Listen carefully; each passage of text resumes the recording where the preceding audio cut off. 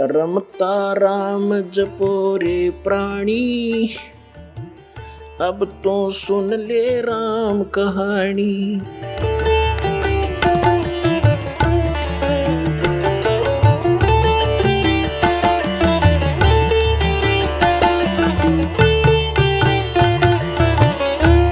एक बार सुखदेव ऋषि जी 12 वर्ष तक अपनी माँ के गर्भ में रहे।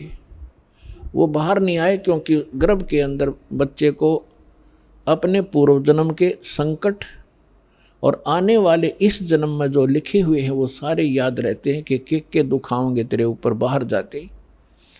जिस कारण से उसने गर्भ से बाहर नहीं आया। वो 12 वर्ष के बाद ब्रह्मा विष्णु महेश तीनों ने आकर उससे कहा, सुखदेव तू बाहर आ जा, ये परंपरा खराब मत कर। तब उसने कहा था कि आप के अंदर से निकल रहे ये तीनों गुण या त्रिगुणमयी माया बाहर आते ही अचेत कर देती है, शुद्ध बुद्ध भुला देती है। आप अपनी माया को रोको। अब इन्होंने कहा कि देखो इस माया को रोकना हमारे बस की बात नहीं है। ये तो हमारे अंदर गुण भर दिए भगवान ने, लेकिन हम कुछ क्षण के लिए सांस घोट सकते हैं, नहीं तो हमारा शरीर फट जाएगा। ये इतनी देर तक, बस इतनी देर, फ्रिक्शन ऑफ सेकंड हम इसको रोक सकते। तब सुखदेव जी ने कहा आप इतनी देर रोक दो। कहते तीनों देवा थम भी माया, उदर गर्भ से बाहर आया। अब क्या बताते हैं, सुख दे सुख में उपजे, राई सिंह समोय, नौ नाथ और सिद्ध 84 संग उपजे थे दोय। अब हम और प्रकरण ना बढ़ा करके आपको जो उद्देश्य है उसको सुनाते। पुण्यात्माओं सत्संग ध्यानता सुना करो। आप कोई 2000 किलोमीटर से आ रहा है, कोई 1500 किलोमीटर से, कोई 800 किलोमीटर से, कोई 500 से, कोई 400 से, और यहाँ आकर भी आपकी अटपट खटपट नहीं मिटती, फिर आने का फायदा क्या हुआ। अरे 2-2.5 घंटे आप हम फिल्म देखा करते पहला, जब इस मार्ग पर ना लगे थे।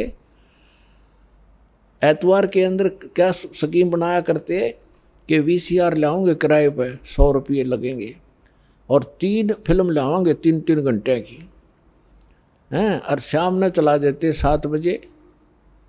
सारी रात आंख पानी बैठे रहते, ना नींद आती ना उठ कर जानने जी करता, 9-9 घंटे। और वो जब बैठे रहते, अरे भगवान का अमृत बरसे, 5 मिनट में इधर उधर भागना शुरू कर दे। वो काहे के भगत हैं, ठीक है किसी कोई, क्योंकि यहाँ रोगी ज़्यादा आते हैं, दुखी बहुत। आज कोई सुखी नहीं है संसार में, वैसे तो पहले भी नहीं था, पर ईब तो कर टूट रहा सबके ऊपर। तो यहाँ प्रधानमंत्री बना बैठा और कोई न कोई बीमारी लिए फिर रहा, वो भी तो किसी ना किसी रोग से वो ग्रस्त है, और भयंकर रोग है उसके। ठीक है, उसका ट्रीटमेंट करने वाले साथ साथ रहते, इसलिए वो थोड़ा घिसट रहा है। तो कहने का भाव ये है, वो बात अलग है, कोई बीमार है वो जाओ, बाथरूम भी जाना पड़ सकता है उसको, और कोई जड़ी बूटी लेने भी जाना पड़ सकता है, लेकिन ज़्यादातर ध्यान दो सत्संग सुनने में। अब हमने आप यहाँ पर परमात्मा प्राप्ति के लिए ही इस उद्देश्य को लेकर आए। आज जो प्रसंग चल रहा है कि सुखदेव जो था वो बाहर आया, बाहर उसको आने से उस माया का प्रभाव नहीं बना, और उसको अपने भविष्य की याद बनी रही और पिछला इतिहास याद रहा। जब वो 12 वर्ष की उम्र का माँ के गर्भ से निकला, माँ के गर्भ से निकला जब तो छोटा था, बाहर निकलते ही वो एकदम 12 वर्ष की आयु जितना शरीर उसका एकदम उभर गया। तो क्या, अब सुखदेव ऋषि के पिता थे वेद व्यास जी। वेद व्यास जी ने देखा कि बेटा हो गया, और उसको पता चलते ही वो दौड़ा दौड़ा आया। तब तक सुखदेव उठकर चल पड़ा। व्यास जी ने कहा कि हे बेटा, हे पुत्र, बैठ जा, रुक जा।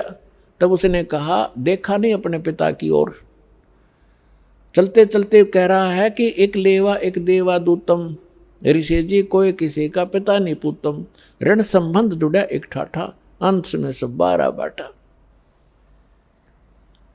सुखदेव ने कहा कि ऋषि जी ना जाने कितनी बार तू मेरा बाप बन लिया, ना जाने कितनी बार मैं तेरा बाप बन चुका हूँ। ये बूढ़ा बुरा झंझट है। ना जाने ये कितने युगों से आप और हमारा संस्कार उलट पुलट चल रहा है। अब के मैं इससे पीछा छुड़वाऊंगा, और यदि मैं आपको देखूंगा तो मेरी ममता आप में बन जाएगी। यूं कह कर के वो पिछले संस्कार से उसकी कोई बैटरी चार्ज थी, उसमें आकाश में उड़ जाने की सिद्धि पूर्व जन्म के संस्कार से थी। वो आकाश में उड़ गया, आगे जाकर अपनी और नाल काटी